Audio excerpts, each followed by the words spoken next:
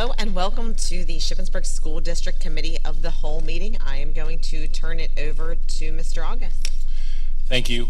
At this time, we'd like Mrs. Mallory to come up.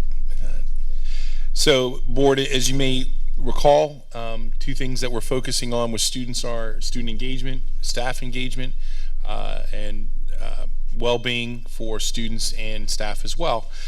Each individual principal has been kind of tasked with finding ways that fit their building to help engage students, make coming to school all that more interesting and exciting for them.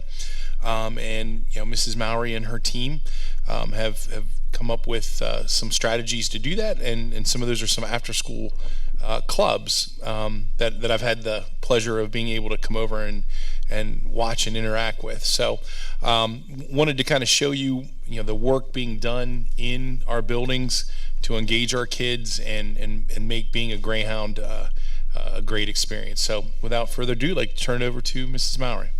Okay, so I have three teachers with me tonight. I have Anita Kreider, Shaylee Ward, and Stephanie Myers, and they are all part of the after-school clubs. And truly, this has been a conversation that has been occurring for several years, and it just got off the ground this year. And, You have literally thousands of people listening online, so don't be nervous, but they need to hear you. Okay. All right. Okay. Woo. Okay. And so this conversation about clubs has been happening for several years, and it is truly the work of the teachers that have gotten this together. And so we're excited to show you what we're doing this year. And like Mr. August said, We may need an assist on that. there. Oh. Thank you. So the reason for the after-school clubs, it came out of the idea at the very beginning of the school year when we had the 4 goals of engagement and well-being for both students and staff. So what I decided to do at the very beginning of the year is seek the opinions and the decision making of the staff and split it up into committees. So every teacher is on a committee. They got to select whether they wanted to be on the staff engagement, student well-being, staff well-being, and then brainstorm ways that we could improve our school based upon those 4 committees. And so there are a lot of ideas, way too many to start, tackling all of them in one year. But we sat with those ideas for a little while, and then we came back again. And I said, okay, now pick one thing from each one of those areas, and what could we do this year? And we're going to keep all those ideas that we came up with for future planning. So this is totally staffed by volunteers. The teachers are staying after, they're planning, they are gathering materials, they are planning for clubs, and I asked them to come to the meeting tonight to share with you what they're doing and why. So I'm going to pass the baton to all of them, and they can share their ideas, and I'll run the clicker. Hello, thank you for having us. We are so excited to be able to offer these clubs to our students. They began from an idea, as Terry said, that she floated last year. And she talked about having clubs for kids, but sadly, it kind of fell by the wayside.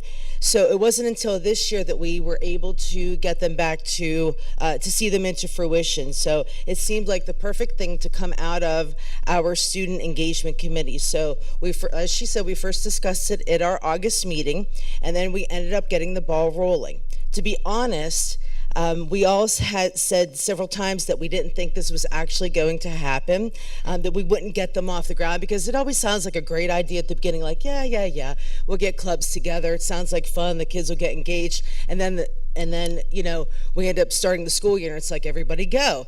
And we said to ourselves, well, no, this is something that we were really passionate about, and we really wanted to get the kids engaged. I mean, that's the only words for it, for student engagement. We got the ball rolling. In fact, we were thinking the first month, I was a little bit worried that we wouldn't have any kids interested in signing up. Little did we know what a huge success these clubs would become. And Mrs. Myers is going to take over talking a little bit about the success. The interest. Yeah, so the first month, we sent out a survey to the teachers and asked who would be interested in running a club. We have a lot of talent in our building, so we said anything. It doesn't have to require a lot of work. We just need your time. So on the screen, you can see the clubs that we've had: cooking club, scrapbooking club, jewelry making, craft club, chess club. We've had Harry Potter, outdoor games, volleyball, line dancing, STEM club, and math 24. So the first time we got it all set up, we went to Mrs. Mowry and we said, now we know that this is never going to fill, but we have about 100 spots that we could take about 100 students. We were thinking maybe 20, 25. Little did we know that when we put the sign up, we made the sign up sheet go live, that first night everything was full. So we have made a few changes because we had some kids and parents upset that by the time they got home from work, the clubs were filled already. So we decided we would use Sign Up Genius and have it scheduled. So now the link does not go live until 7 p.m. And I am not kidding you, by 7:04, everything has been full. I've had parents email me and say, I pulled over while driving at 6:58 because my daughter was yelling, you have to be on at 7. And she wasn't kidding, because cooking club, which Anita does, is full by 7:01. And it has just been absolutely crazy. We get emails all the time. My son wanted to do this, my daughter wanted to do that. Can you just put him in? And unfortunately, the answer is no. We have to tell them to wait till next month because there's only so much room and so many teachers that are doing it. So it has just skyrocketed to something we never imagined it would be. So I am a learning support teacher at the school, so my aspect is going to be kind of the special ed aspect of it, and the fact that everything is so inclusive for our students. Anyone is allowed to sign up. I run the Harry Potter Club, so a lot of my students are excited about it because they've watched the movies or they've read the books. But in my own experience, and I know these ladies have as well, we've had students from all aspects of the building and being able to attend these clubs. I personally have had students that have been in learning support, emotional support, autistic support, and as well as our intensive learning support classes as well. And they're able to come and join these clubs with their peers and just have a good time, which is phenomenal.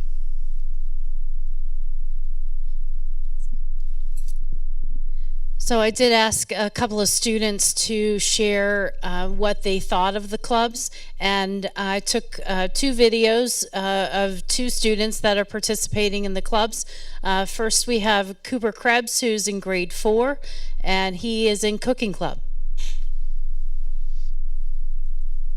Hey Cooper, what do you like about the club that you're doing?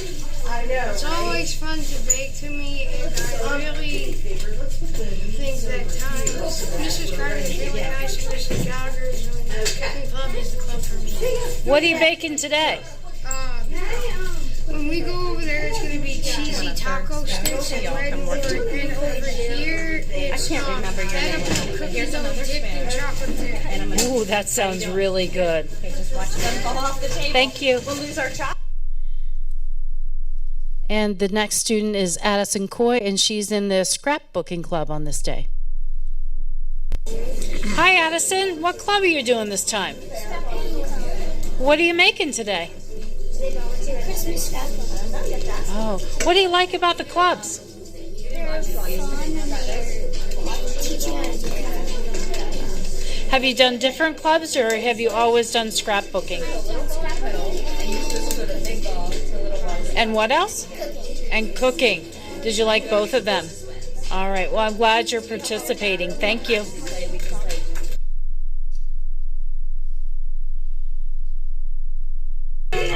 Cooper, what do you like about Addison. the club What that club you're are you doing doing? this time? What do you make? So, I just wanted to share with you that this wouldn't happen without the teachers. It wouldn't happen with them without them with the ideas and the volunteering of their time, and then the positive relationships that are happening. That's one of the things that Cooper highlighted first. It was Mrs. Kreider's really nice, Mrs. Gallagher is really nice, and he loves to cook and just participate in the club. So it's something really good that's happening at the intermediate school, and I'm just really proud to share that with you. So thank you. Thank you. Questions for? I'm sorry, can I just say one more thing? And also, Mrs. Mallory, of course, is too modest to say. I mean, if not for her backing us and her support, I don't think we would be doing as well as we are, because it's quite an undertaking, because we have to make sure that we get the kids out to their parents, make sure that they're gone, and actually within a few minutes, by the time we tell them 5 o'clock, and the kids are picked up by 5 o'clock. But if not for her supporting us, I don't think we would have been able to do it. So thank you. Questions for the team? I think you may have zipped through it, but I noticed, and I happen to have inside knowledge, weren't some of the chessboards? Can you talk a little bit about the chessboards? Sure. The chessboard, yeah, if you want to go back to that one, right in the middle of the screen. So each one of our 5th grade science teachers has a 3D printer in the room.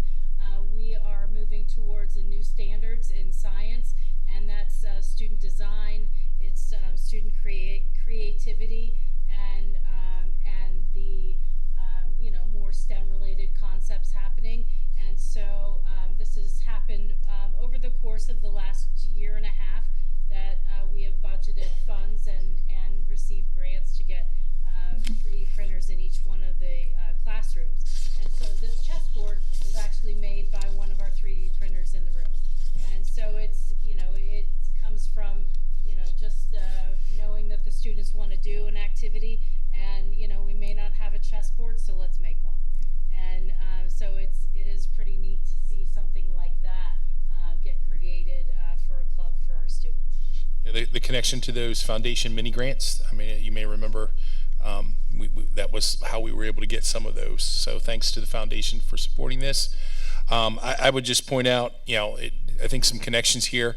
It's awesome that teachers are able to, share their passions with the students. I think that's probably a key to the success, in that, like, you get to have fun too as the teacher. You get to share your knowledge. I think that probably, as the student said, builds that relationship with them, and maybe often students that you don't have in your classroom, which I think builds a lot of community, and just makes it a more friendly, and the more connections a kid or student can have to an adult in the building, the better off we are.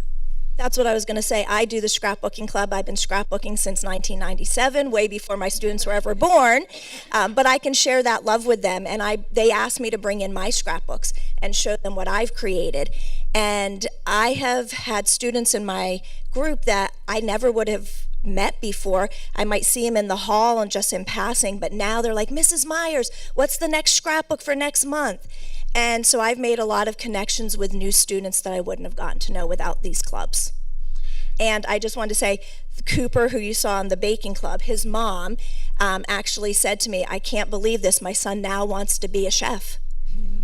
And she said, never has he shown interest in cooking before, but these clubs have opened his eyes to something new, and now he's saying he'd like to be a chef when he grows up. So I think that's pretty cool. I would say that's more than cool. That is kind of what we're here for, is to get kids exposed to experiences, and have them begin to think about what they might want to do with those experiences later. Just a couple more quick observations from me. I think, first of all, thank you to all the teachers who are putting in time, volunteering their time to be with kids. It just shows what amazing staff we have from K to 12 at Shippensburg. So thank you all for your time. And I would just maybe ask a question of, how do we solve the problem that there are kids who want to participate in clubs but can't get there? I'm sure you guys are working on it. Those are conversations I think Mrs. Mallory and I have had. As you build on your success, think about how we might be able to expand that, whether it's during the day or some other time. I'm so thankful for your time here this evening, and kudos on something that I was able to participate in the board game club one evening, and it was a blast. And the kids really had a fun time. So thank you all for coming tonight.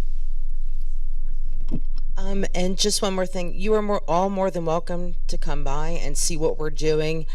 We have clubs once a month, and Mrs. Meyer's aware. We already have our dates set out through April, so our one at the end of the month is maybe the 27th for February, yeah. So if you are interested, you're more than welcome to stop by and check out the clubs we have going.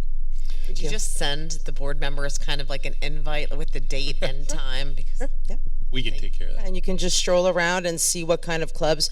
This time we're going to have a craft club, Harry Potter club, scrapbooking, cooking. We've got volleyball, board games again, and Math 24. Yes, so that's what we have going this time. So, 2 questions. Kids really go to a math club?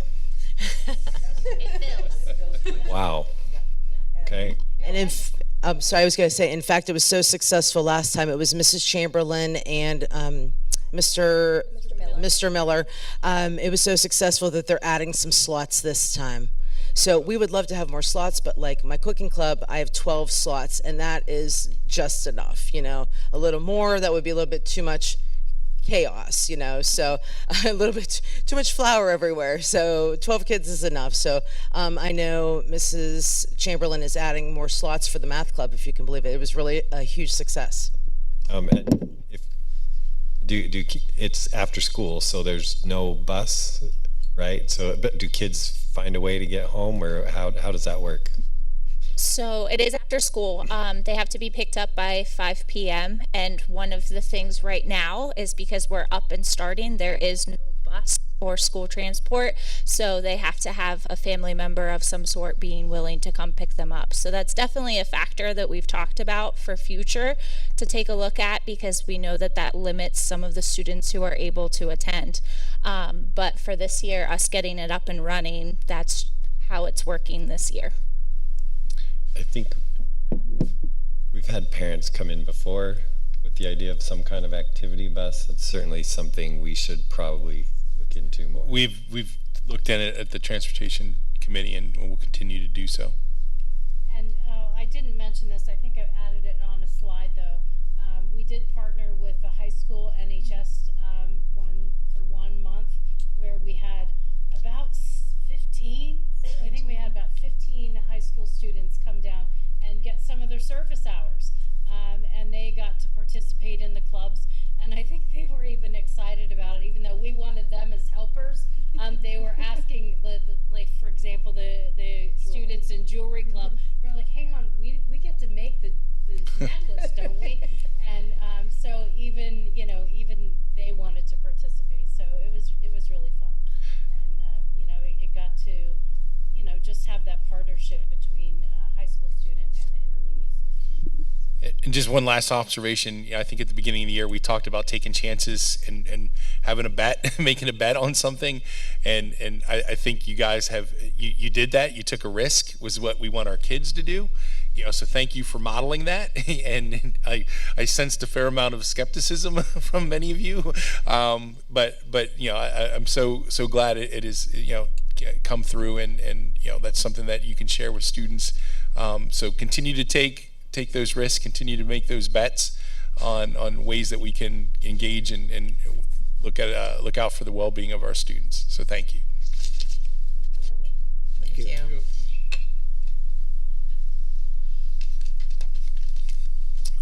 Next up, you will see board members that we have an agenda item for the stadium project to go out to bid, approval to go out to bid. With us tonight is Carolyn Dubois from K&W. So we want to make, I asked Carolyn to come just to make sure that we're all on the same page about what this project looks like. Have her detail budgets and whatever information we have to this point, where we are, take us through kind of the timeline of things and be available to answer any of the questions that you might have. Sure. Thank you, Bill. Okay, I've got a site plan tonight. So again, I want to just give you an update on, where we are right now and then what the schedule is going to be from here through the end of construction. So can you point with the cursor, or do you want me, I can move around to the front and point to the plan? What's best for you all? Here's a Laser pointer. click on the little red dot. And then they can see it there on the. You may have to be on this side.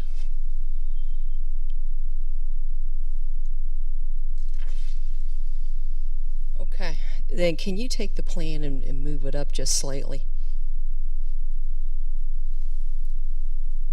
Okay, so what the project consists of from a scope standpoint is now you have an existing track right now that will be completely demolished, and it's being shifted slightly. If you're looking at the plan, it will be shifted slightly to the left, okay?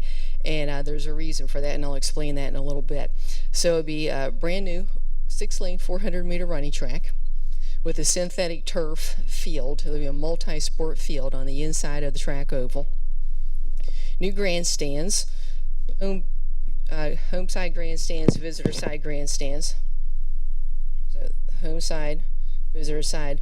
It's just about 2,000 seats, so roughly 750 on the visitor side, roughly 1,250 on the home side. Home side will have a press box. 4-foot high chain link fencing around the perimeter of the running track. For the field events, new shot put venue. So the field events will be just to the south of the field. So that would be the shot put area. This would be your discus throw area, and this is your javelin throw. That's the existing softball field that remains and is undisturbed. Okay, and new scoreboard will be placed. This battery is running out here. That's a new scoreboard area. It doesn't, yeah, you might want to point. Can't see it. It's a little hard to see.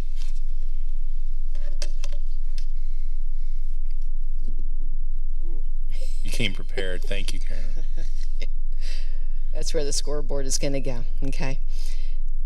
What we're going to do is maintain the existing entry to the facility. So the turnstile and everything that's there will remain.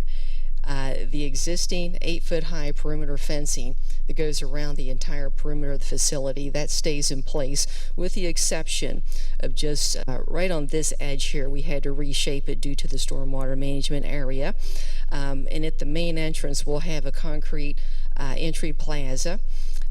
Just outside the 4-foot high perimeter fence that goes around the track, we're going to have an 8-foot wide asphalt sidewalk, so you can walk completely around the track during events. But the 4-foot high fence, what it does is crowd control. It keeps people off of the track and off of the field. You control access to that. Existing double gates that exist here, that will remain in place, and that's your emergency access and maintenance access to the field, okay? And as part of the project, you may have been aware we had to go through some, as we were going through land development, we had some zoning variances that we had to go through and conditional uses. And one of those was related to parking. And parking requirements are 1 parking space for every 5 seats in a venue. So we needed 400 parking spaces. You had 380. So we added 20 parking spaces in this area, so that way we met zoning from a count perspective. But because we added parking, the municipality, if you do any parking at all, you need a conditional use to do that. So that was one of the items that we went through. Okay, and this right in, that will be your long jump, triple jump venues. Okay. Stormwater management pond, go in this area. Existing oak tree won't get disturbed.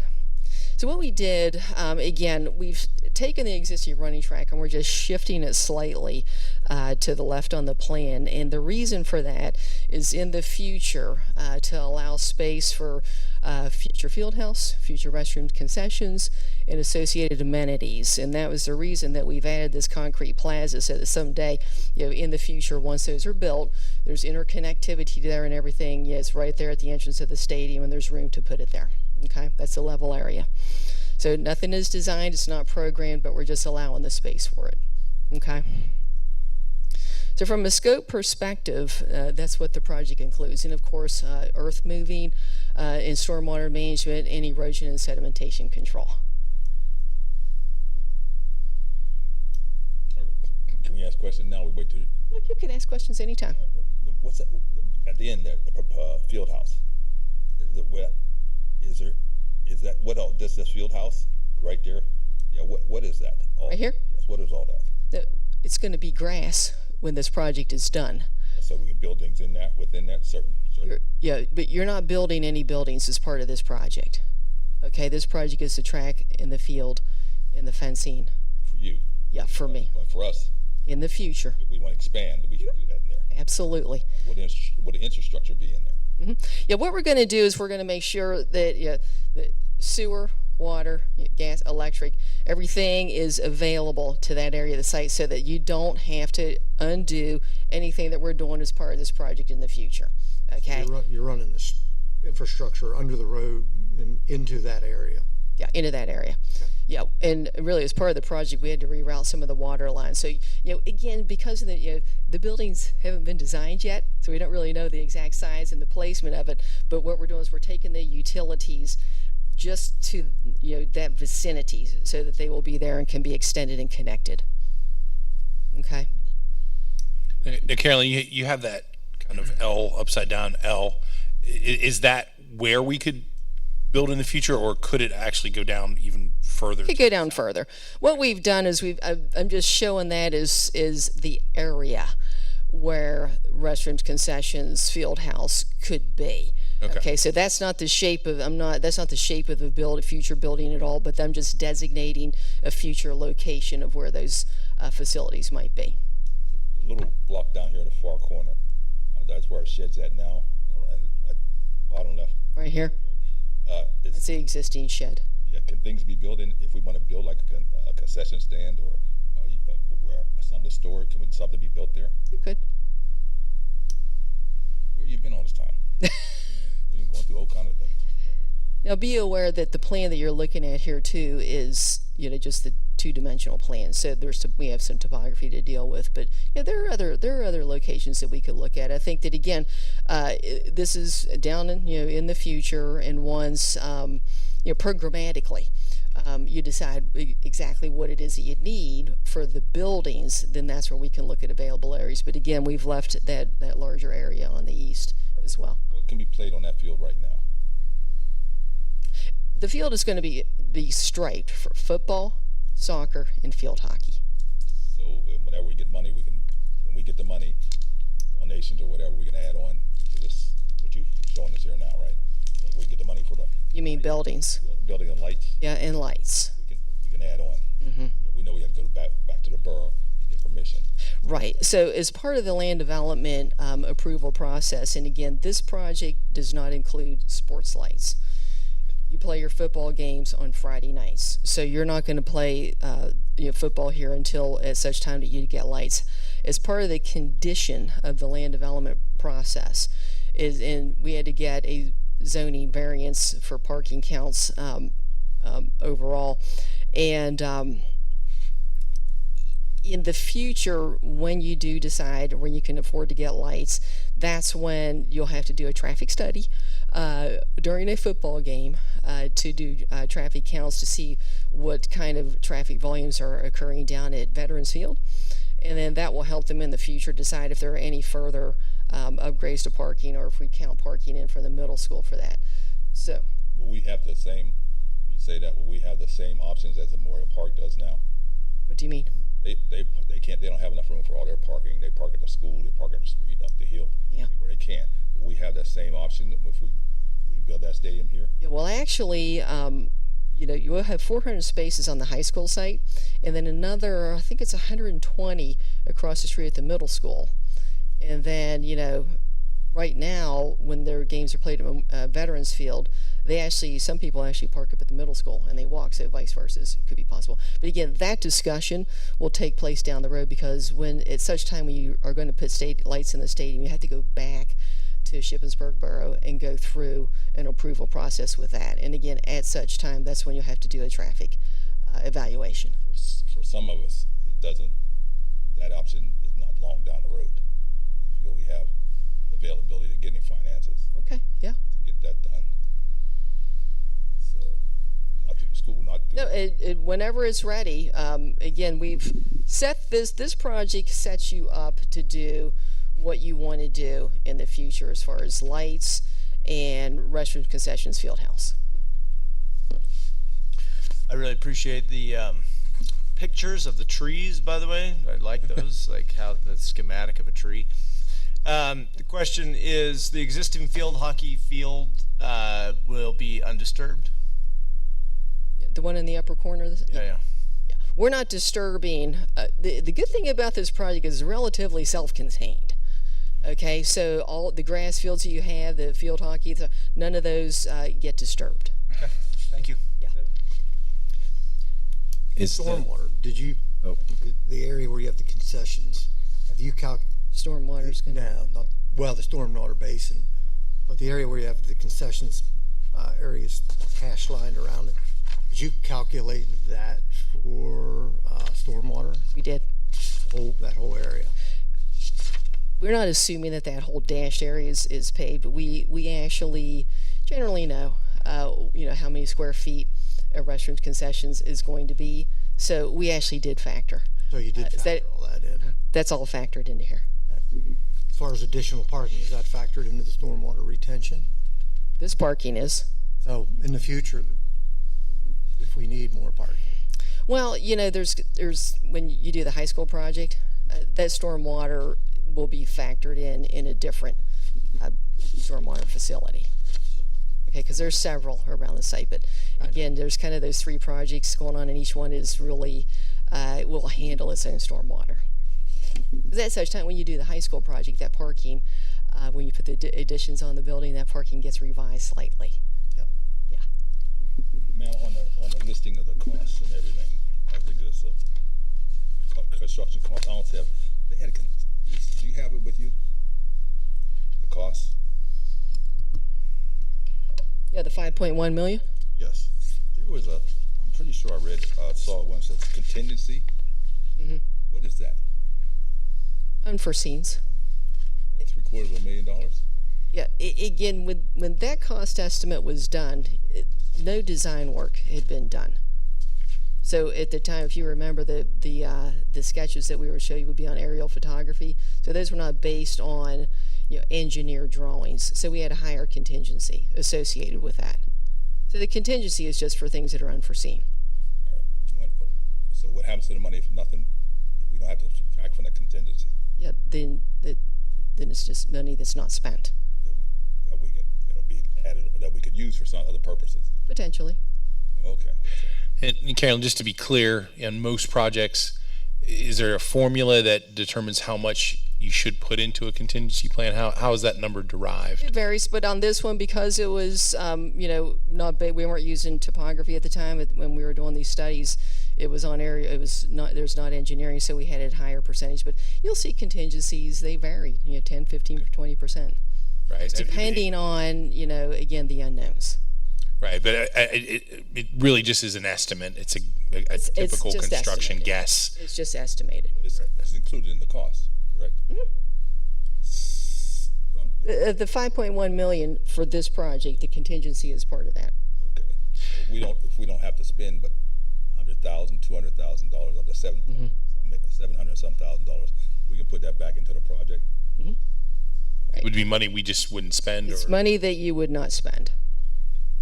It's there just in case we need to, Fred. So well, I understand that. I just for $750,000, unless there's a giant sinkhole going in the middle of that field, I don't know what else would take up that kind of money. Listen, I'm with you, and I hope not. So that would be fantastic.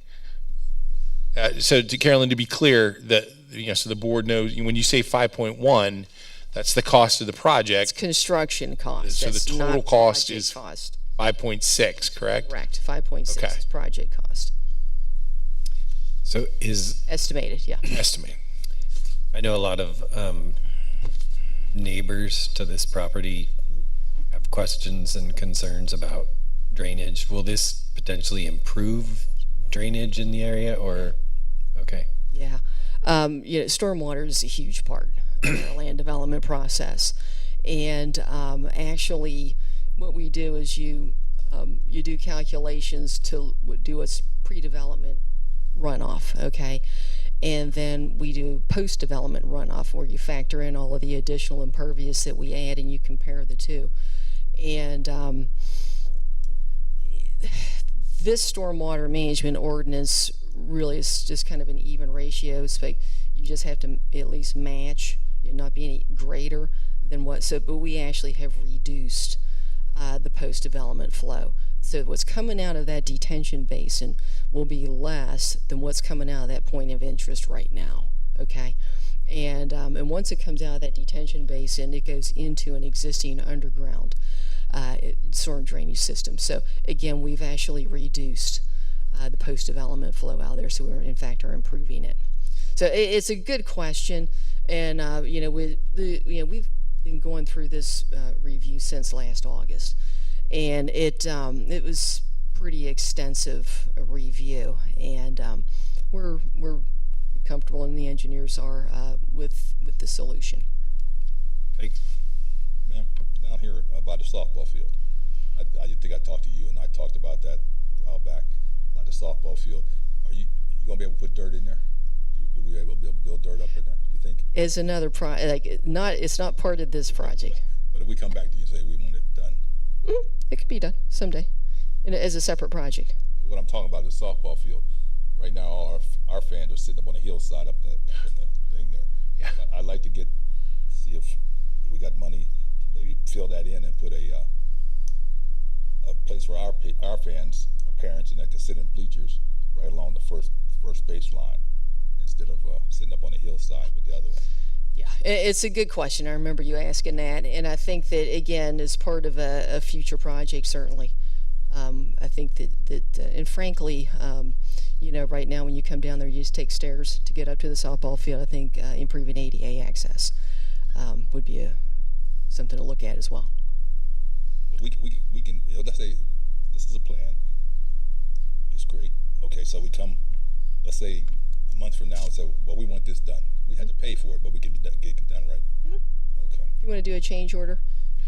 So just to be clear, Fred, on the things that we're putting in, so if we're doing something else, we do not have approval for that. If it's adding features, we need to go back to the borough. Anytime, again, this is what you're looking at as the approved land development plan. So changes to that, we do a modification to the land development plan. My concern is if we have dirt, extra dirt, we have to get it hauled out. Well, we try not to have to export it. Okay. They try to do a balance. Yeah, we try to balance it. I'm just thinking about I didn't want the dirt to be hauled out. Then then we had to pay to have it hauled back in to accomplish that. Okay. Yeah, but in all candor, we haven't looked at any improvements at the softball field as part of this project. I just thought about the leftover dirt on the hillside there. Yeah. I got a couple questions. Goalpost, single or double pole? The goalpost. Goalposts, yeah, they're included. Single or double pole? Are they going to be two or one single? Single, yeah. Okay. But they kind of the gooseneck so the pole itself is outside of the playing field and it reaches over. So there'll just be one pole. One pole. Coming up. It's a two stand. Correct. And the hockey nets and soccer nets will still fit in underneath that? Yeah. Well, that's a good question. Yeah, we can do two things. We can have the soccer nets that roll out and back and forth. But yeah, they'll fit underneath there. Yeah, but the soccer field uses a full 120 yards. Mm-hmm. It's not just it's going to be, and then the soccer nets sit behind that yet. Yeah. So it would be 120 plus however deep the nets are. That's why I was wondering if it was single or double pole. Yeah, we're looking at the single, but right now we're in the process of doing what I'm going to explain it here is doing construction documents. So we're doing all of our specifications and detailing everything. So I haven't picked everything just yet, but we're still working on that. All right, what about, I see a press box is there. How big's that press box? 24 feet by 8 feet. 24 by 8? Yeah. Is that about normal for, I have no idea how big press boxes are. It is, yeah. They come in modules of 8 feet. And that 5.1 million, does that include sound system?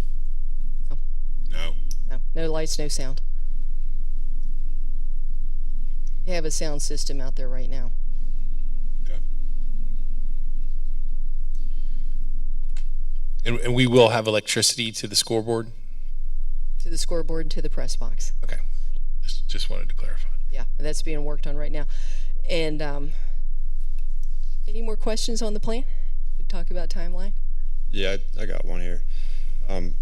So we're looking at this as a 5.1 million stadium right here. 5.6, just want to be clear. Right. 5.1 construction cost, 5.6 project. 5.6 total. And we're laying the framework with the intentions of having football here. Correct. So do we have a number of the dollar amount that we're putting into this that puts in the foundational work for football? You mean the playing field? Well, we're putting in grandstands, and the field itself is going to be striped for 3 sports, and one of those is going to be football. So this field is, and then 2,000 seats of grandstands. So we're laying the foundation, yes, to play football in the future here. Right. Do we have the cost of that separate from the stadium itself? Like we got the goalpost, the amount of seats, etc. And we're putting the goalposts in now. So do you mean understanding? But yeah, I'm looking to see how much money we're putting into this to get it prepared for football. We were given kind of like an a la carte item line so that we do know what the lights cost and all those additional amenities as far as concessions. So we do have that amount. I don't have that in front of me, but we were given even an app that we could plug that in to see what addition that would cost. Yeah. If we wanted to kind of design our own. So we were given those numbers. That's going to be ready to play football as long as you play daylight football, correct? Yes. But part of the land development agreement is that football can't be played here. So just to clarify, until lights go in. JV and varsity football cannot JV and be. varsity, right. So we should be able to play junior high if we desire, and potentially 9th grade. Because really it's a traffic issue with JV and varsity football, because they're not, again, once the lights go in, you're going to have larger traffic volumes, and they deferred having us do the traffic evaluation until such time that you put lights in and you're anticipating playing varsity and JV here. But this field is going to be, it's NFHS compliant.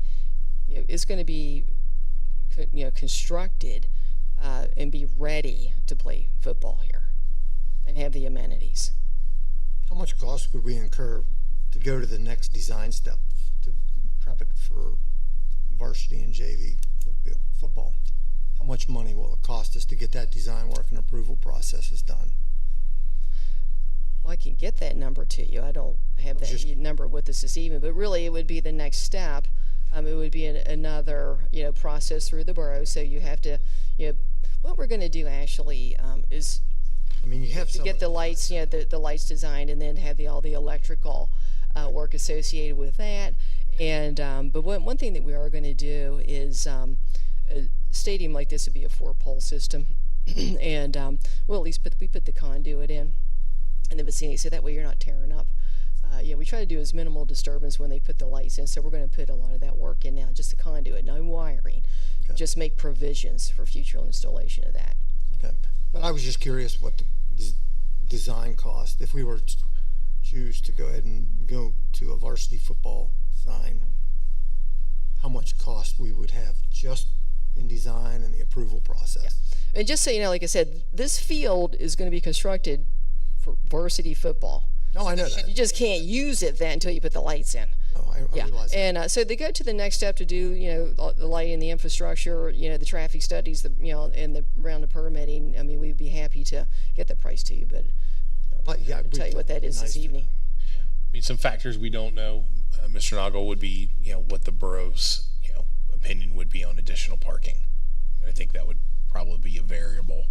I know that would happen. Because once we do the wasn't asking traffic. for that. I was just kind of asking solely just for design, Okay. So that, is it 20,000, is it 50,000, 70,000? I don't know. I'm just asking that question. All right, I'm sorry. All right, just crossed my mind. All right, let's say we want to build this. We have donations for the field house. We have to go back to the borough? Absolutely. There'll be another land development project. And you need an architect. For each time we do step. So we could bundle them together, So as we talk about the next steps and we get the financial sides together, I mean, I think to your point, we don't want to have to do it like piecemeal. Absolutely. It's certainly not the most cost-effective way to do that. To your point, Kirk, about getting, what would be the cost to get us to that point, is important to know. Yeah. Because if we we'd be happy to come up with, if we moved forward and this design's already approved, so we're good to go. We can move forward.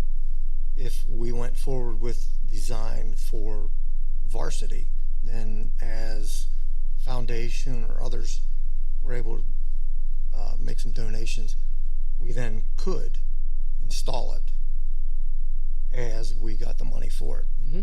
Currently, if we can get money, we can't put any money on to some of the things that it may need to support the football. It would be nice to have that design work done. I'm still trying to play catch up here.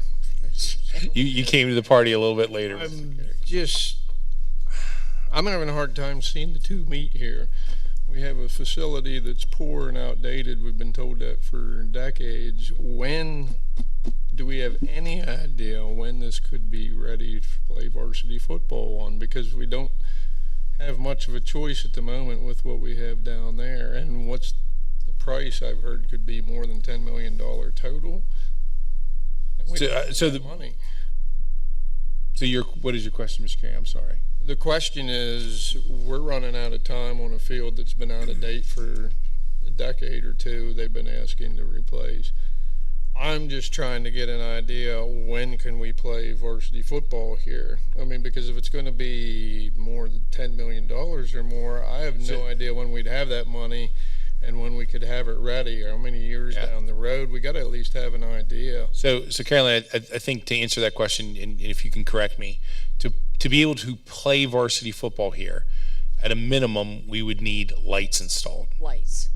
In order to get those lights installed, we need to go back to the borough and meet whatever additional requirements they put on us, which we don't know until we go ask them and go through a similar process that we went through to get here. That's correct. So, I think what I would say is, we're looking at whatever time we have to raise that money for lights. So we're talking bare bones here. Whatever time we have to raise that money for lights, and then to open up an additional land development and go through discussion that with the borough, which is going to include additional parking for sure. I can't imagine it's not. So and then the traffic would obviously, it needs to be done during football season. They would like to do it on your when you have your biggest event, and it'll be down at Veterans, and they'll do the traffic evaluation, all the counts, during that to get a good sense if the borough will, the parking up here, how it's going to handle that. Because really, the parking that you have up here is more than what they have down at Veterans. Yeah, that's what I'm saying. And we actually have, it's really it's football that obviously it's the most parking. But when you look at all of your other sports, I mean, we went back and you had the spreadsheets 5 years back. So really for soccer and field hockey, you don't have nearly.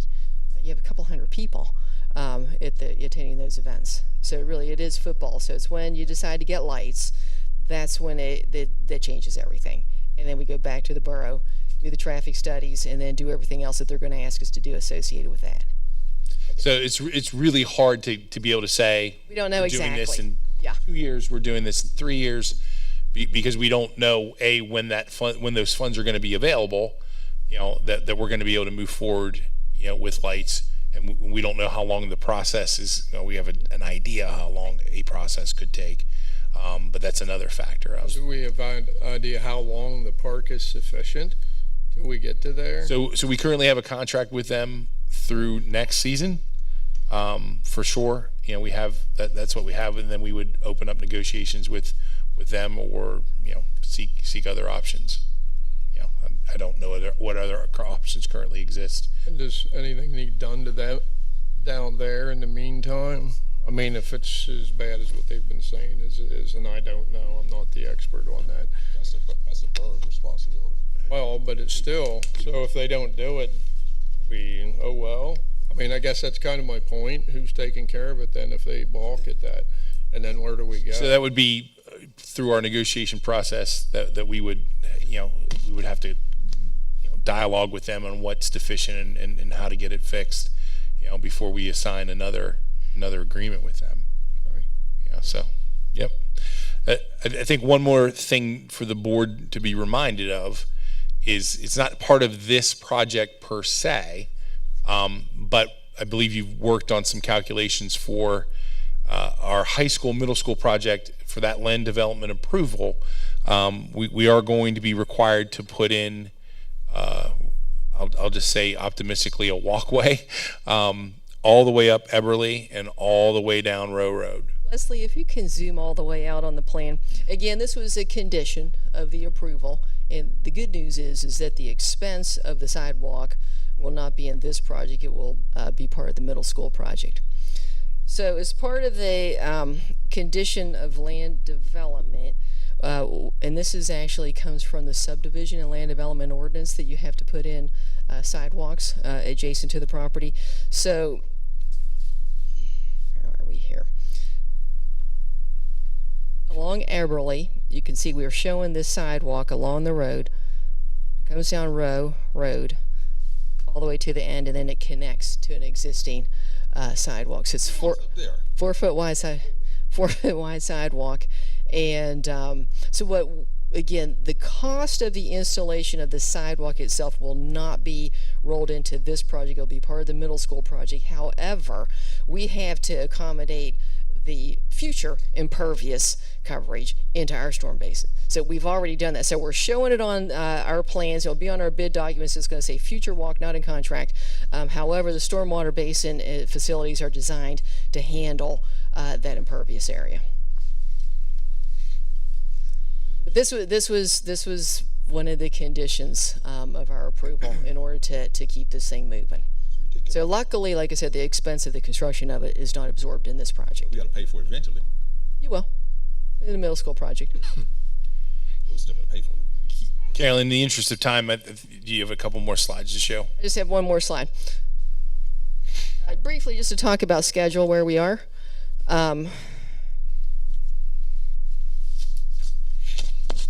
Okay, we'll start left and go right. So January 16th was when we received conditional land development approval. Okay, so since that time, again, they gave us a letter, and we've been working on updating all of our calculations and plans and things to accommodate that extra stormwater condition.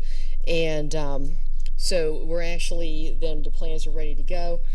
Part of the conditions, Bill, are just the operations and maintenance agreements and some other administrative things that we have to do. So right now, again, we've got conditional approval, but we just had this process right now where we're just finalizing everything with the borough, okay? And we're resubmitting plans tomorrow. All the engineer plans, the engineer will take a final look at them. Once they're good with everything, that's when we get all the signatures and record everything at the recorder of deeds. So we're in the very final stages of just getting land development wrapped up, okay? So, but at this point, we're officially working on construction documents, so it means just getting all of our plans, details, everything just wrapped up and specifications written on the project. And so what we're looking at is coming back on the 26th of February, and is that when we'll do the vote to go out to bid? It's on discussion tonight. Is approval for discussion, an approval to go out to bid. On the 26th, 26th of February. That will come up for an action, as an action item to be voted on, to go out to bid. We have about a month, I think, from there, where we'll get those bids. Then the board will have another opportunity to look at those bids and approve them, to get the project rolling. Really, yes, it's going to be out roughly the month of March. So early April, then really generally the month of May. April to May is when we review the bids, and then you'll vote on whether or not to award those bids. And then construction starts in early May. And you'll see that now the field and the track will be done late summer, by this fall. And but you'll see on the schedule I've got construction going through mid-December, and the reason for that is the grandstands. Industry-wide in the grandstand industry, there's materials availability issues and high demand. So it's just a longer lead on those items. So I didn't want to say that everything will be done, but the grandstands will just take a few months longer than everything else. So I've got that out till mid-December, but the field and the track will be ready in the fall. And to be clear, the field and track are independent of the bleachers or grandstands. We will be able to use those things. They're independent and they're separated by a fence. Okay. So 13th of May, does that mean we can use the track for part of track season? I'm not positive. So when does your track season end? I think it goes near the end of May. It depends on how many athletes make it to districts in the next levels. But so does that mean we can use it this year for up until the 20 or till the 30th? We can use it until the 22nd of April, I believe, is what I communicated to Sarah. So you can use it till late April. Late April. Okay. Yeah. So that did narrow the window of pain that our program's going to go through. I was a little more optimistic on it. I think it just pushes us on the back end a little bit. Right. But ultimately, she has less headache to deal with for those couple weeks. Okay. And has already worked out a plan, to deal with that. Any other questions? I'd like you to provide us with an estimate of that, if you could, for the next steps for design. Yeah, sure. We'd be happy to. All right. Thank you, everyone. Anything else? That's my question. Thank you all. Thank you.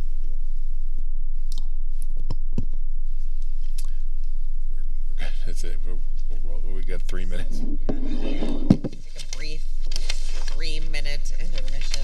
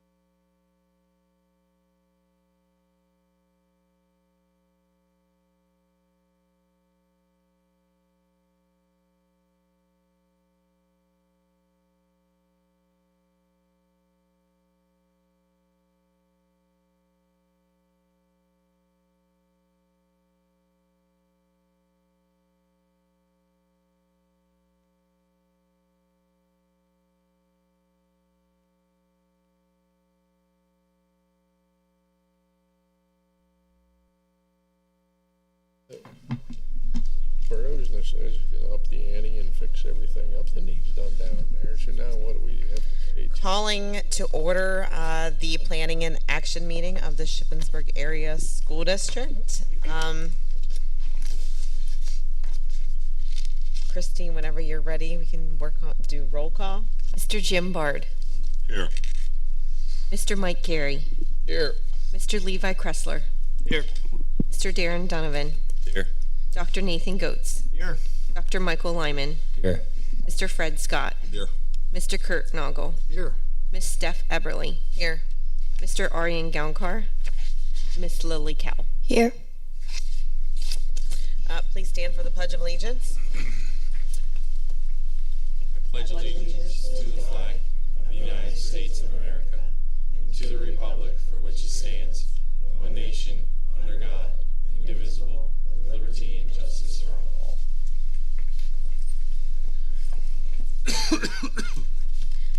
As we begin our deliberations this evening, let us once again be reminded of our duty to represent all of the children of this school community, regardless of age, sex, race, or creed, and regardless of need or ability. This meeting is being live streamed and uploaded to the district's YouTube channel. May we now have a moment of silence to reflect on our thoughts, plans, and actions on behalf of the students of the Shippensburg Area School District.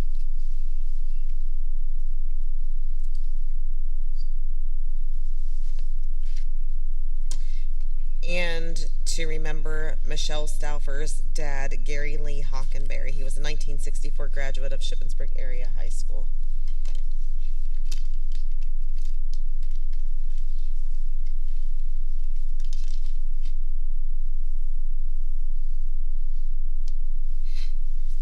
Are there any changes to the agenda this evening? No, ma'am.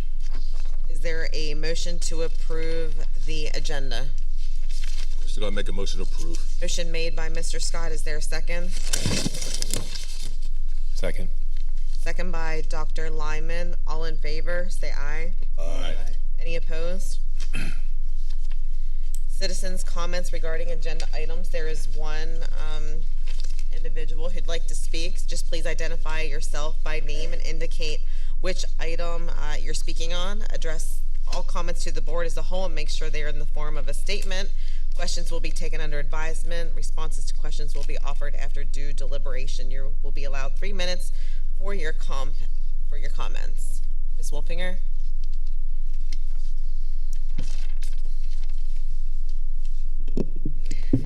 Hello, Becky Wolfinger, Southampton Township. So I want to speak this evening on the health and safety plan that is a discussion item. I realize we're all busy, and I know having to complete this plan every 6 months as required by the state is probably just feels like one more thing that we need to do. But I'm one of those believers that I guess, I believe in doing something and it needs to be done with thought, consideration, and practicality of how it's going to be implemented.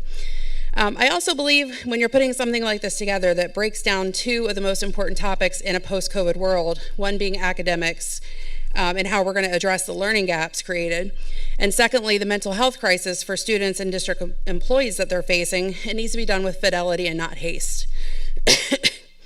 I say all these things because if you're reading through it and compare it to the previous health and safety plans from 6 months ago, I'm asking myself what changed, and really not much.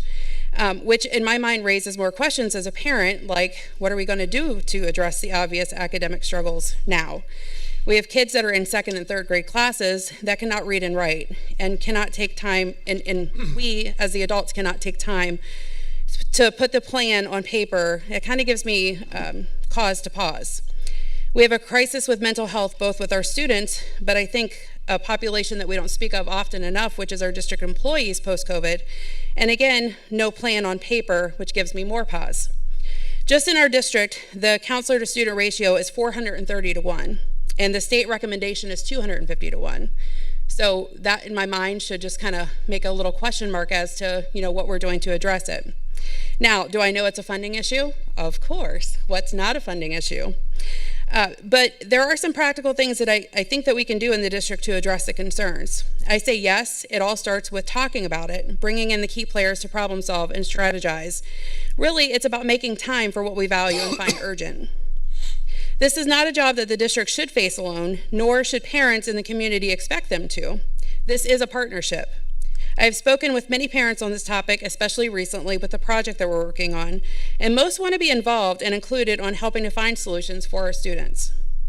I think we all have to realize, though, as a community, that there are a large majority of our students that don't have two-parent households or households to go home to, with active and engaged parents. And so some of the burden does fall back to the districts to help navigate the solution for our children.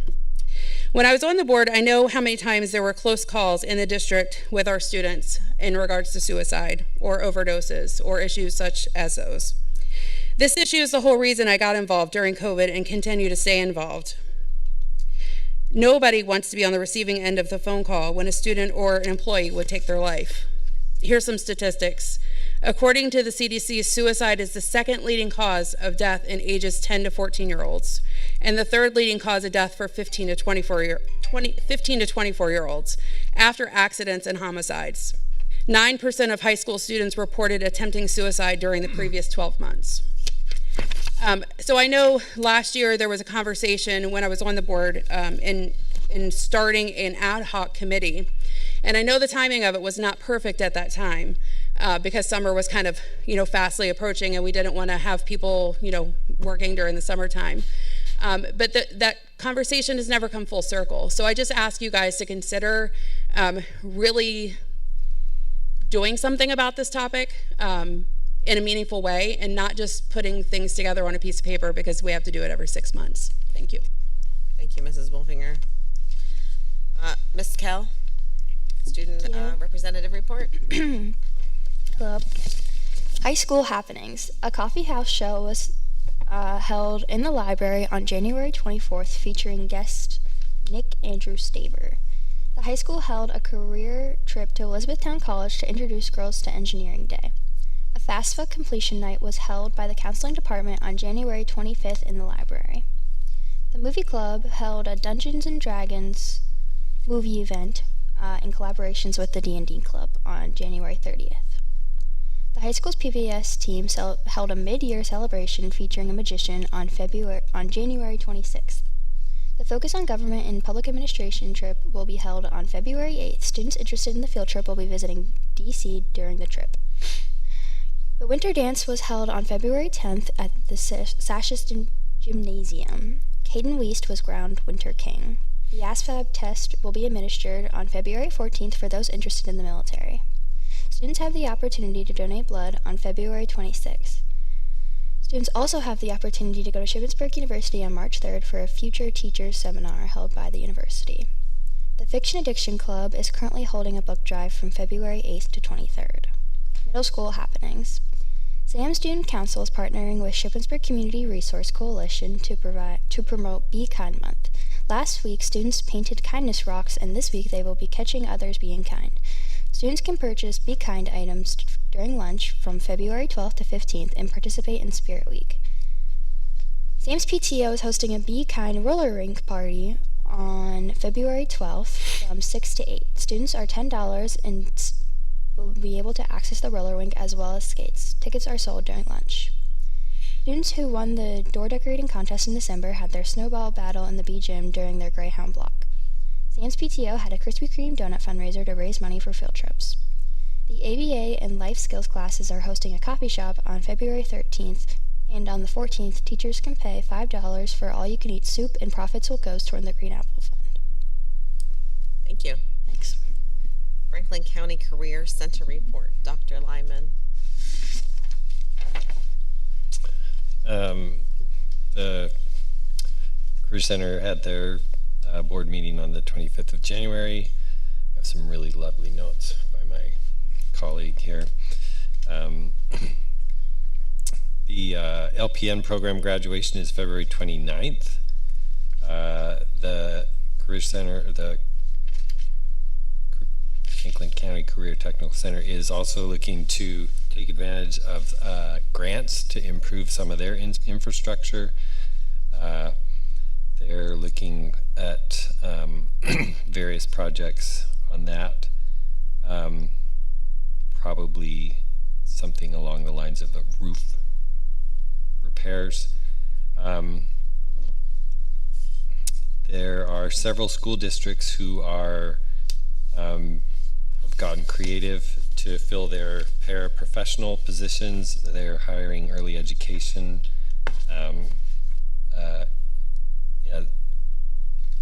positions and co-op positions, and it's a win-win for this district and for the Career Tech Center. And Shippensburg enrollments are a little down, but the principal there is confident that Mr. Lindemuth will get our slots filled. So it was a very short meeting. Very short. Policy committee. Oh, that's me too.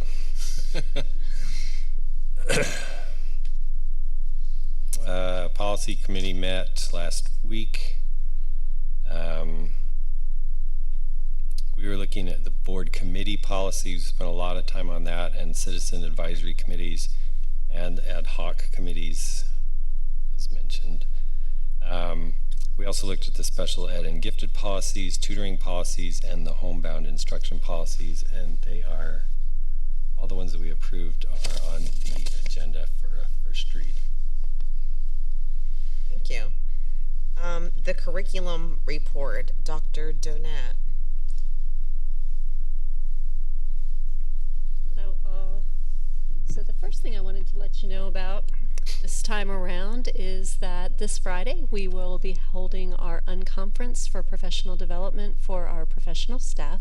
There'll be over 90 sessions scheduled throughout the day. In addition, there's also a health fair for all district employees. Do you have any questions on that? Moving right along, we have an update for you regarding our iReady data that we've been delivering. iReady is both a diagnostic program for math and reading, and it also allows us to provide individualized lessons for both math and reading to help students either progress on their track or get back up to speed. Mrs. Wolfinger mentioned there has been some students that are not performing at grade level. iReady is one of those tools that we use to help students catch up. The data that I'm presenting to you is from the kindergarten through the 5th grade students. So, thank you, Leslie. So overall, the way that this data is going to be presented to you is they're saying progress to annual typical growth. And what that means is it's presented as if all of our students were standing in a line from 1 to 100. The middle student has made 62% progress toward what they would expect to accomplish during an academic year.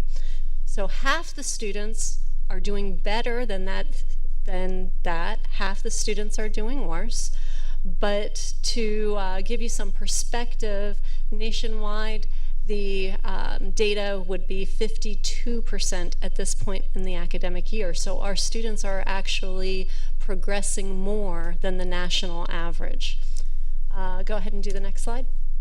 So when we look at the iReady math scores by the building, what you're going to see is, let me pull up my notes real quick, that there's 4 quadrants. And of course, we don't want to be on the bottom 2 quadrants, which would be low performance, low growth, or high performance and low growth. That means we're not giving any value to our students. In this case, we're seeing that yes, our students have a lower performance, but they're doing a lot of high growth, which means our teachers and the programs that we've put and the curriculum that we've put in place are helping students to catch up and grow further. I knew some of you would be asking about what are the clusters. The clusters for on the far left is James Byrd. And you can see they're all doing very similar performance because they're all stuck in that nice little cluster blob of the intermediate school, Grace B. Loers, and Nancy Grayson. Head to the next one. Dr. Nunn, just really quick, just so to understand, being low performance, high growth means we're closing the gaps. Yes, Students exactly. have. Okay. Exactly. Thank you for that clarification. So when we break the data down and look at the building level or by grades, what we're going to see is our top 2 areas are 5th and 1st grade, and they are really closing those performance gaps, which is awesome to see. And the rest of the grades are still above the national average, which is also what we want to see. Go ahead to the next one, please. And then what this line is showing you is where our students are falling in terms of being at or above grade level, right on grade level, 1 grade level below, 2 grade levels below, or 3 or more grade levels below. And what I want to point out to you is the very bottom row in bold. So yes, we have 15% now that are mid or above grade level. We've brought that up from 5% the last time we did our testing window. So what you're seeing is we're moving more students into the blue, we're moving more students out of the red area into the yellow. This is what we want to be seeing and is evidence of quality that is occurring in the classrooms. So just, again, to clarify, this is a snapshot, kind of like middle of the race. Mm-hmm. So this data will look different at the end of the year as kids continue through the curriculum and continue to get those educational experiences that we have. Correct. So when we then move from math and we look at reading, this is what makes my heart super happy. We're seeing some of the programs that we've implemented, like the science of reading that we were sharing about earlier, and looking at our letters training for teachers. Some of the things that we're seeing is that our students have made 71% progress toward the typical year, and we're at the halfway point of the year. That means we're really doing a great job catching students up, delivering curriculum, getting students to grow beyond where they started the academic year. And again, for comparison, we're at 71%. Nationwide, that number is 55%. So again, this is encouragement to our teachers, to our building principals. We're really emphasizing what our students are capable of and applying targeted instruction for those students. Questions on this? Just as a clarification for the board, math scores across the board, across the country, have been more stubborn in recovering from the pandemic than the English language arts side. So it's a continued battle, but our data kind of reflects the national trends. Correct. And then when we break these scores down by building, in this case, you're seeing the best possible scenario. We've got 2 buildings that are both high performance and high growth. Those are Grace B. Loers and the intermediate school. Then we also have 2 buildings that are definitely high growth, although they started with low performance. We are growing those students. So this is, again, the type of data that makes us happy and excited and proud of our teachers and our students. So when we look at it by grade, I want to point out to you the exceptional outlier that is in the high performance, high growth area. That is our, making sure I'm going to say this right, that is our 4th grade teachers, our 4th grade classes that are really knocking it out of the park in terms of their reading. So questions on this? Again, the goal is to get everybody up into that top quadrant, and we are making strides in doing so. And then, thank you. This is the current placement distribution. And again, we're seeing students move from the red, being 3 or more grade levels below. We're trying to get as many students as we can to be either at grade level or above grade level.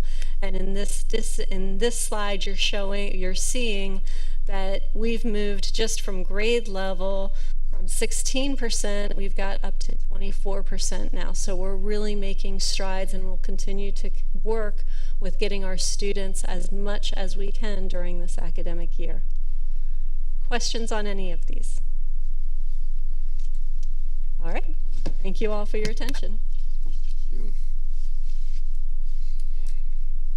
Mrs. Lentz, I believe you're going to debrief us on the governor's budget along with some other numbers? Yes. Okay.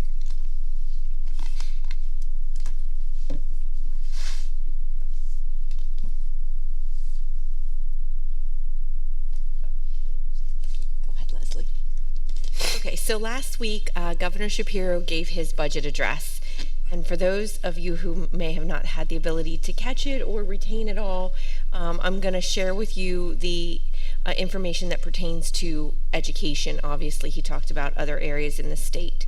So Governor Shapiro had proposed $48.6 billion and to utilize $3 billion of the current $14 billion in the surplus in the rainy day fund.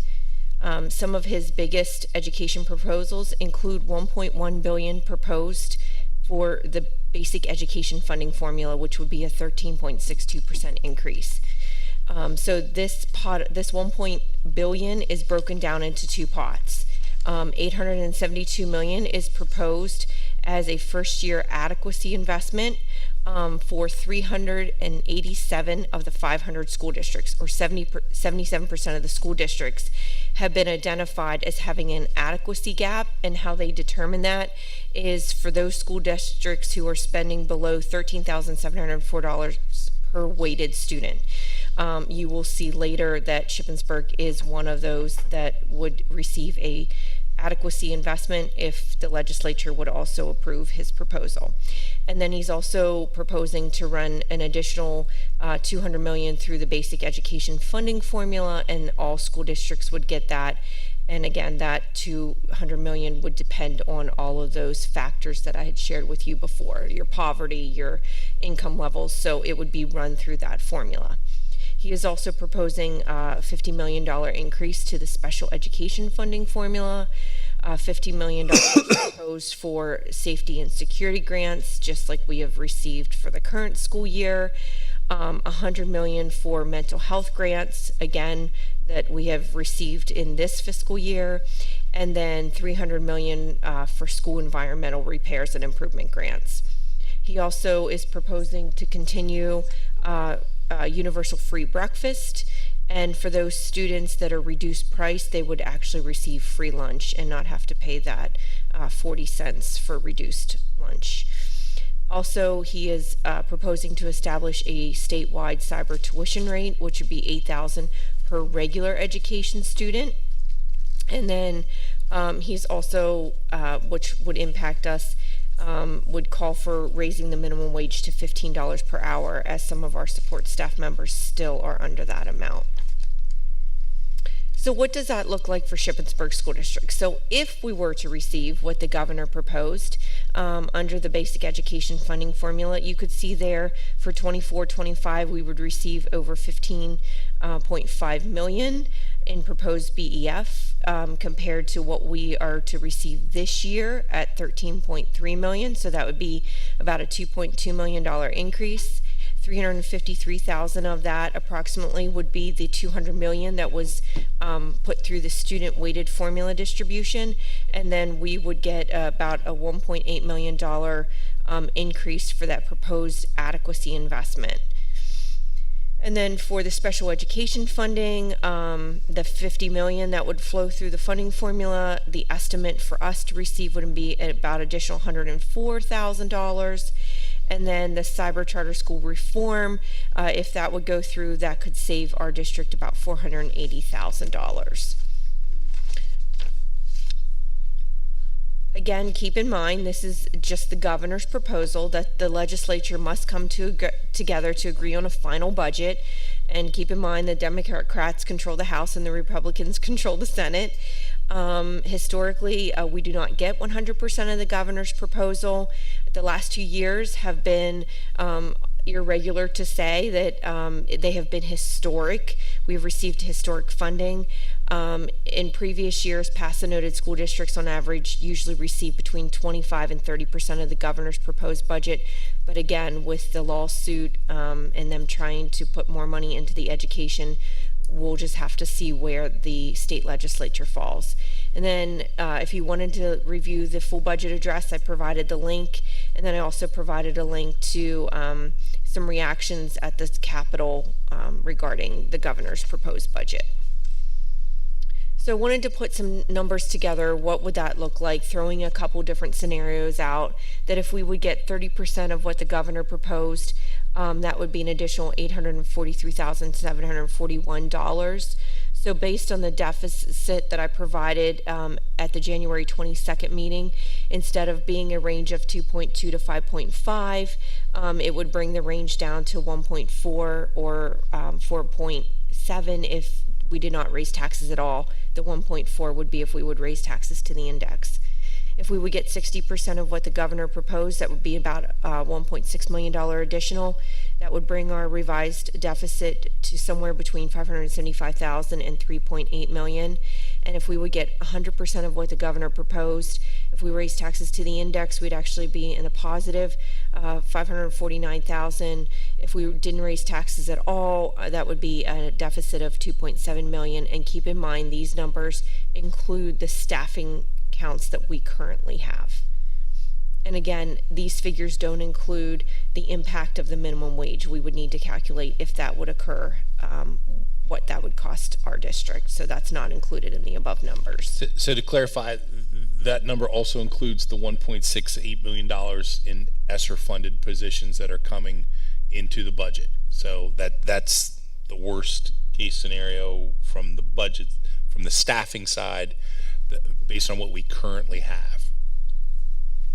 So in reality, I mean, with that $1.68 million that we have to bring on, I mean, that's really kind of, you know, what's driving a lot of this budget, you know, those red numbers. How much money do we owe? How much does ESSER cost us right now? Is ESSER costing us, Fred? Yeah, let's say yes. How much of ESSER's money is there? So ESSER touches a lot of different things. From the positions that we've chose to fund, it's $1.68 million that we put into staffing that the district decided at that time to switch over to the temporary ESSER funding and to pull out of the general fund. And that's included in those numbers, Fred. So I mean, that's kind of currently what we have. You know, I wouldn't hesitate to say when decisions were made in 2020, 2021, zero tax increase for those 2 years, and to switch those positions over, we were kind of signing up for some red ink as we look to right the ship and get us back on budget. So let's say I'm going 60% at the bottom. There will be. I'm not good on this stuff. But at the bottom, are we going to be losing money or remaining money? That's so. Unfortunately, we have to get our budget done before the state gets theirs done. So we have to look into the magic 8 ball and take an educated guess on what is going to be approved out of the governor's recommendation. So these are just the different scenarios. You know, typically we budgeted 60% last year, and I believe we got 65. I'd have to calculate it, but we got over 60%. Okay, so we took a pretty good guess last year for the budget. I would say it would be highly unlikely that we would get 100%, but it's really just picking a number in between those, and then looking at, you know, the staffing side of things of how we kind of, you know, get over this hump, you know, with the ESSER's positions that are being reabsorbed. I have one more question.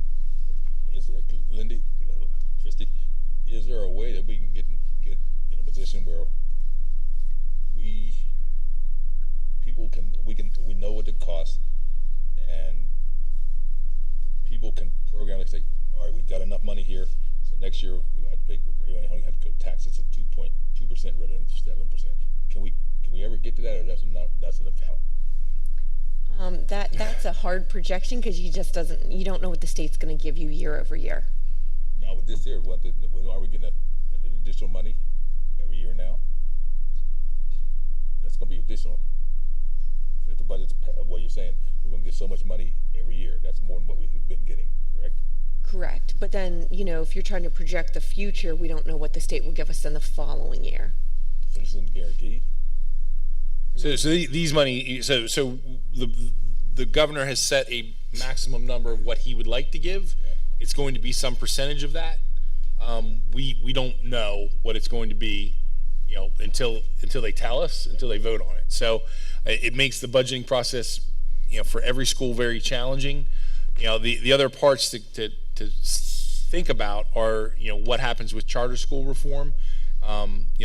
That can also benefit us, and we may get some kind of sliding scale on all these things once all that political haggling has been done, to get us where our final budget would be. So to answer your question, Fred, we have to get and absorb these ESSER positions. Right. Okay. So moving, once we're through that and those are back in our budget, we will have a better sense of our staffing needs moving forward, and we won't have this gigantic bite of the apple that we have to swallow in 1 year. So to answer your question, it is possible for us to do that. It's also going to be a function of the index. The index is probably coming down. It was projected to come down over the next couple of years. That's going to be the ceiling for the board to be able to raise taxes without going to a referendum. So to answer your question, we can make those decisions. I would just caution this board and every board to be cognizant of setting up future boards for success. We're kind of dealing with, the decisions that were made 3 or 4 years ago for us to navigate. We don't want to put our future boards in, any difficult position. Our ability tax is going to have to raise taxes. I just was looking at every year come back every year. I've been here. I understood exactly. No one, no one wants that, and we obviously are going to work to make that reality.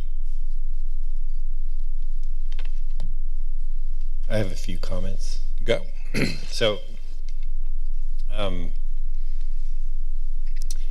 this is like the time to start writing your elected officials in Harrisburg, because that's a lot of money that we could get. I know this is just the governor's Christmas wish list, and there's no way that the legislature is going to give him everything, but we're getting really close even in that middle column to not being very much in the red. If we can put pressure on our elected officials to let at least some of this wish list of the governor's come through. I think a lot of so there's a bill right now it's House Bill 1422.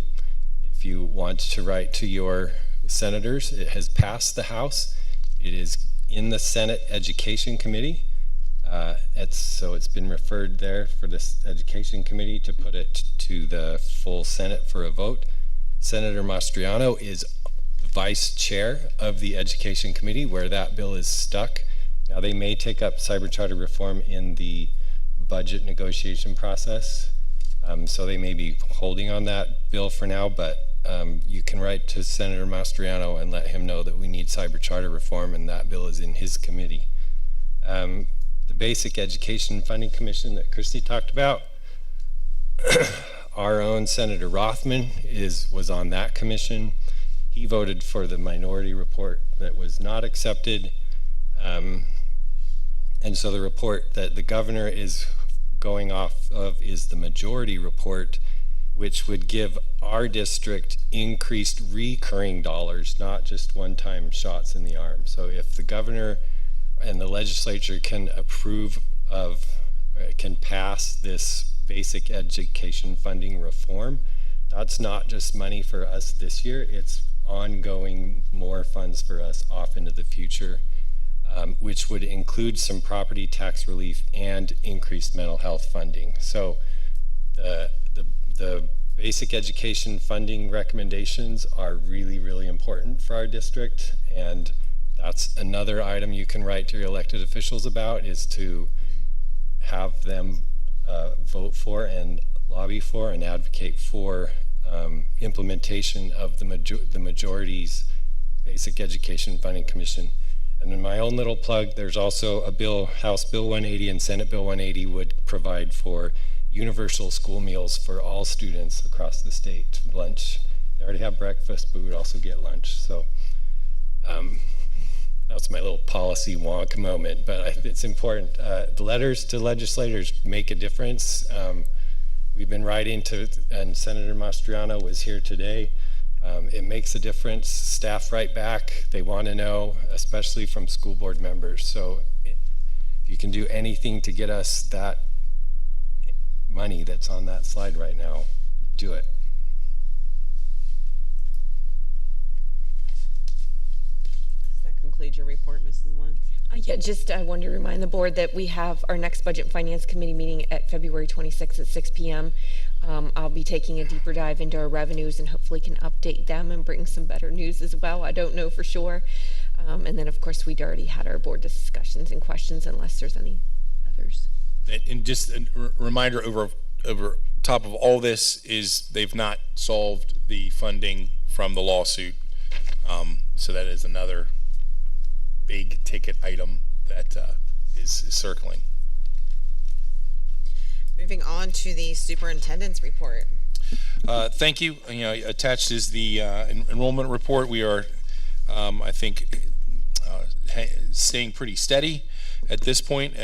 Total student enrollment is 3,689, with 1,151 at our elementaries, 554 at our intermediate school, 840 at our middle school, and 1,115 with additional 29 students in placements at the high school. The totals at this point are also on the back.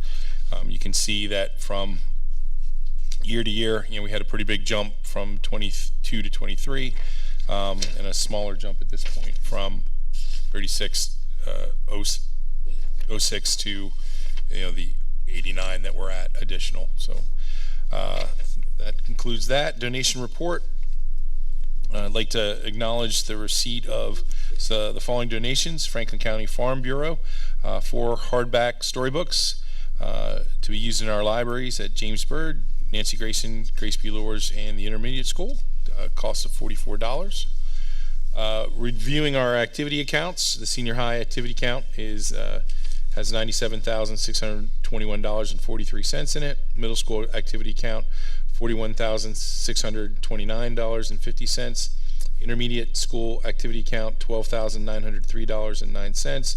James Byrd has $4,486.75. Nancy Grayson Activity Fund has $9,648.32, and those documents are attached. That concludes my report. Thank you. Moving on to the consent agenda, we have item 4A, the approval of minutes from the January 22nd Planning and Action meeting. 4B, the finance portion, the bills of payment, those are attached. The financial reports, which are attached. Tax report, budget reports. 4C, exchange student from Germany has met all of the qualifications to attend the Shippensburg area high school for the 24-25 school year. Administration recommends approval of that student. Item 4D, we have the 22-23 local audited financial statements. Administration recommends approval of the attached 22-23 local audited financial statements. 4E is personnel, professional and support. We have new appointments, leave requests, substitutes, resignations, and the volunteer coaches. Is there a motion to approve items 4A through 4E? So moved. Motion by Dr. Lyman. Is there a second? Second. Second by Mr. Carey. Discussion? All in favor? Aye. Any opposed? The action agenda, the Why Try program. The Shippensburg Area Middle School is requesting approval for the Mental Health Association of Franklin and Fulton Counties to provide Why Try. It's a hands-on strategy and resource-based curriculum to help motivate the unmotivated student. to a small group of our middle school students free of charge. The group would run for a total of 11 weeks on Wednesdays at the middle school. They are able to accommodate 2 small groups of students from 1 to 145 and 145 to 230. And this will benefit a group of students who are struggling with behavior, academics, and or attendance. Is there a motion to approve item 5A? So moved. Motion made by Dr. Goetz. Is there a second? Second. Second by Mr. Kressler. Discussion? All in favor? Aye. Any opposed? Nay. Roll call. Mr. Jim Bard, Yes. Mr. Mike Carey, No. Mr. Levi Kressler, Yes. Mr. Darren Donovan, No. Dr. Nathan Goetz, Yes. Dr. Michael Lyman, Yes. Mr. Fred Scott, Yes. Mr. Kurt Noggle, No. Mrs. Stephanie Eberly. Yes. 6 yes, 3 no, motion carried. Moving on to 5B, appointment of the tax collector of the Shippensburg Borough. Administration recommends appointing Mary Ann Shirk as the tax collector for the Borough of Shippensburg for Franklin and Cumberland counties. Is there a motion to approve item 5B? Move to approve. Motion made by Mr. Bard. Is there a second? Second. Second by Dr. Goetz. Discussion? All in favor? Aye. Opposed? 5C, the Shippensburg Area School District Softball Booster Club Clinic. Administration recommends approval for the Shippensburg School District Softball Booster Club to use the gym at the senior high school on Sunday, February 18th. Is there a motion to approve item 5C? Fred Scott, make a motion to approve. Motion made by Mr. Scott. Is there a second? Second. Second by Dr. Lyman. Discussion? Is this just a one-time deal? Yes, sir. Okay. Any other questions? All in favor? Aye. Aye. Any opposed? Moving on to the discussion agenda. Item 6A is the disposal of the band raincoats. Administration will recommend disposal of old band raincoats at the Shippensburg Area Senior High School. New raincoats have been purchased. I'm going to move through. If anyone has any questions, just let me know. 6B, the donation of the senior high school band booster raincoats.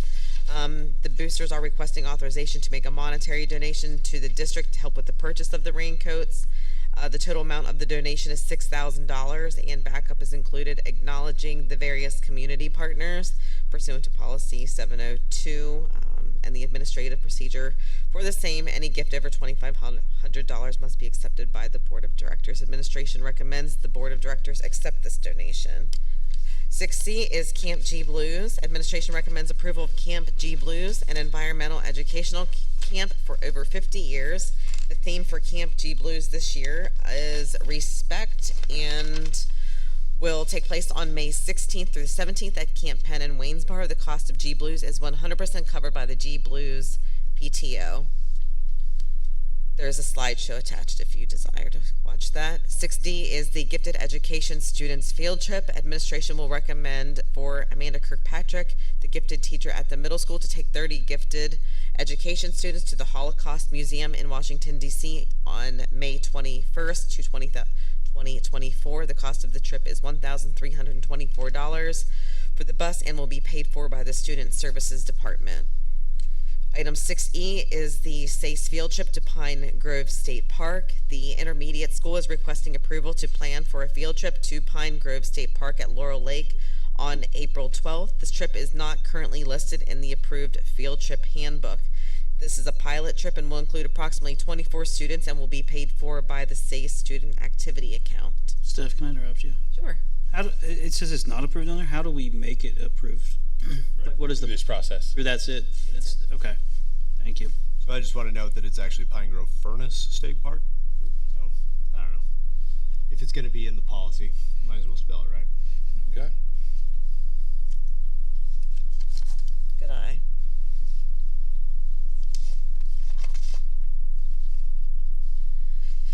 6F, the Shippensburg Senior High School Prom 2024. The class of 2025 advisors, Jennifer Mowers and Heather Kaufman, will recommend approval of the attached contract for the 2024 prom. It will take place on April 27th, 2024 at the Beistel Company in Shippensburg. The catering will be done by our affiliated cafeteria service, Chartwells, with an estimated cost of $2,700. The students will be paying $50 a ticket. And the total cost for the prom is $14,980, and they anticipate 350 attendees, and the total cost of the prom would be covered by the sale of tickets.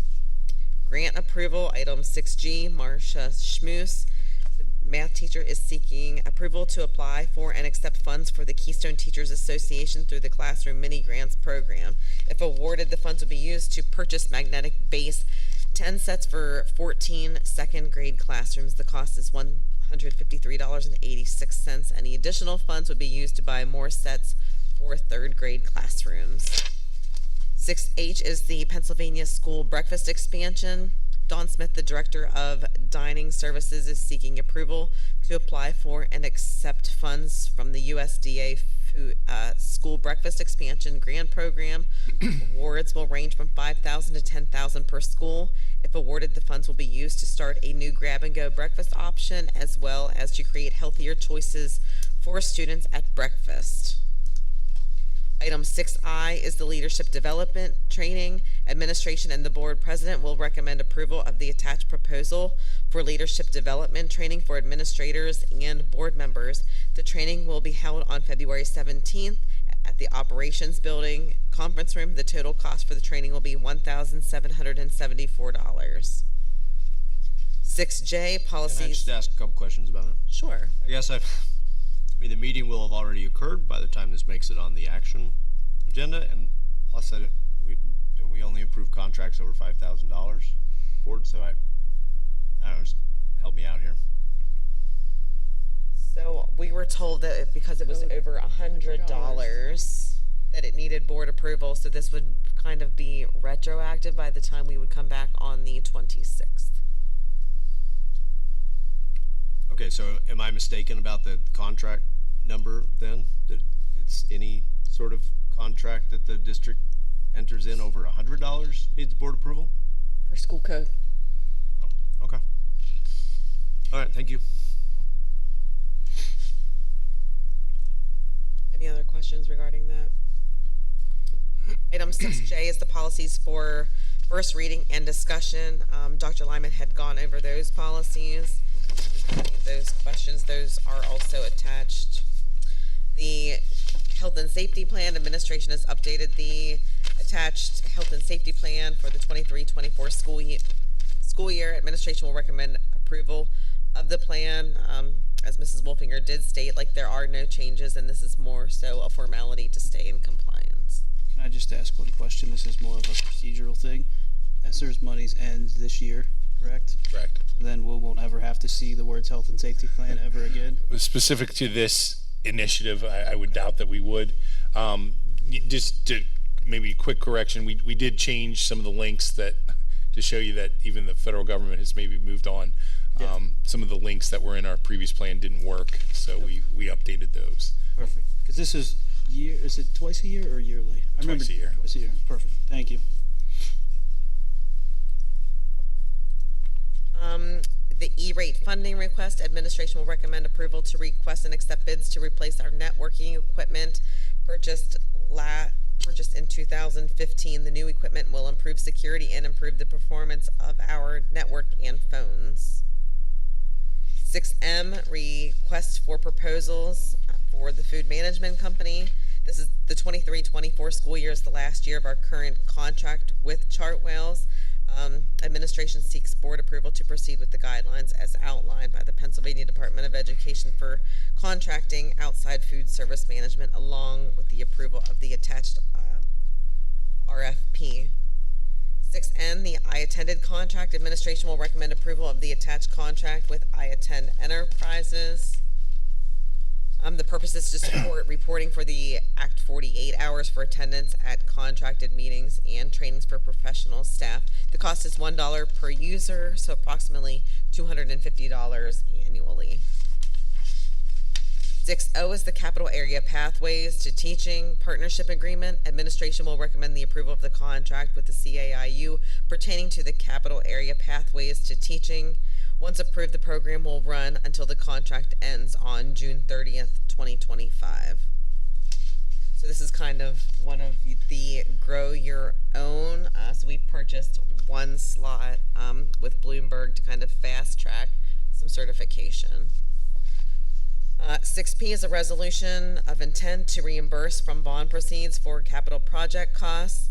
The district's bond counsel, Eckert, Siemens, Sharon, and Malott has prepared the attached resolution of intent to reimburse from bond proceeds and general or capital reserve funds used to pay capital project costs for capital projects listed in the attachment. 6Q is the approval of the Boyo and Freeze drivers and aides. 6R is the 23-24 calendar revision. Administration recommends revising the district calendar to convert the January 12th in-service day to an Act 80 day. Additionally, June 3rd would be an in-service day for staff. 6S is the 2024-2025 school calendar. 6T is the Safe Schools bollards at the intermediate school. Mr. Scott, you should be super happy. This has been 2 years in the making. What is it? So in front of the intermediate school, remember they wanted those safety. Oh, that's what you're talking about. Okay. So it's coming to fruition here. So that did come out of safety committee. 6U is the high school gym floor buffer coat and finish. Administration recommends approval of the attached quote from Master Care Flooring to buffer and coat finish at the high school gym floor. Funding for the project will come from the capital maintenance and fund balance. And this, from my understanding, is kind of the yearly upkeep. Like there was like a certain process that was supposed to take place after a year, but this is kind of that general maintenance. And when their time frame for this? Once we get it approved, sir, we would move on it. The reason why I asked is a process of a thing. I'm looking at a process about naming the gymnasium. Okay. If you get that done, that process out the way before we seal it. If it falls, it falls. I think we're okay, Mr. Scott. We talked about this previously. They'll be able to lay the decal over it. Okay. Shouldn't be a problem. I don't foresee a problem with that, Mr. Scott. Could you verify that for me, please? I believe Sure. I heard two different ways. Thank you. Item 6B, approval to bid the stadium project. As Carolyn had talked about earlier, administration recommends a motion for the board to authorize the new athletic stadium at the high school site to proceed to bidding. The scope of work included in the stadium is generally as described in K&W's engineers additional services authorization dated 11/30/2022 and is shown on the land development plans dated 12/20/23 and conditionally approved by the Borough of Shippensburg on January 16th, 2024. The most recent budget was approved by the board on April 24th, 2023 and was in the amount of $5,600,000. Those attachments are also included. And that concludes all of the discussion items A through V. Moving on to the citizens' comments regarding non-agenda items. I didn't see any, but I see Mr. Alosi is rushing to the microphone. So I want to thank everybody. I know I communicate a lot, and I appreciate the time that you take to maybe read or listen. I want to point out, Fred, and I appreciate Mr. Scott's identification of the $500,000 out of that $5.6 million. I think watching that as a hawk, that at the end, come Christmas, if there's $500,000 left over, that's one-time monies that then could either be a drop in the bucket for the build-outs at the stadium, or it can be possibly that STEM classroom that you could add on to the high school or something else. But watching that, I don't know what protections are in place with that contract to ensure that just doesn't end up gone, like I think was occurred with, was it 1.6 million at the middle school? But I trust Budget and Finance and the board members to keep a close eye. So, thank you. Thank you. Moving on to board comments. Mr. Donovan? None. Dr. Lyman? I think I said my piece earlier, but the aforementioned coffee house, is that what it's called? Yes, sir. It was great. I got to see that, and the musical's coming up at the high school, so go see that. Mamma Mia, I believe, correct? It is Mamma Mia. Okay. Yeah. So if you're an ABBA fan, come to the. And who's not? So. No. That's all. Mr. Carey? None, thanks. Mr. Kressler? Yeah, it's just a couple of things. I think the girls basketball team finished up last week. They were a few games short of the playoff cut line. However, on a note, I saw it on social media. We had a 7th grade girls team this year that went 17-1 in their season. Incredible year. I got to go see them play at the end of the season. Really impressive group of girls. The swimming team, Bryce Patillo came in 3rd at Mid-Penns last weekend, and he actually set a new school record with a score of 386.6 in the 11 dive. Now, I don't know what the 11 dive actually is, because I don't understand swimming, but he did set a new school record, so congratulations to him. The boys wrestling team finished the year with, I think, winning 2 of their last 3 dual meets. I haven't seen brackets or anything, but I'm sure we'll have a couple of young men who will be competing in sectionals this weekend. Girls wrestling, there's a lot of excitement around it. If you've gone to any of it or seen any of it or talked to any of those people from the wrestling community, they're really excited about it. So hopefully we continue to see that grow. Just on another note, I've talked during board comment a couple times. We talked at athletic committee meetings.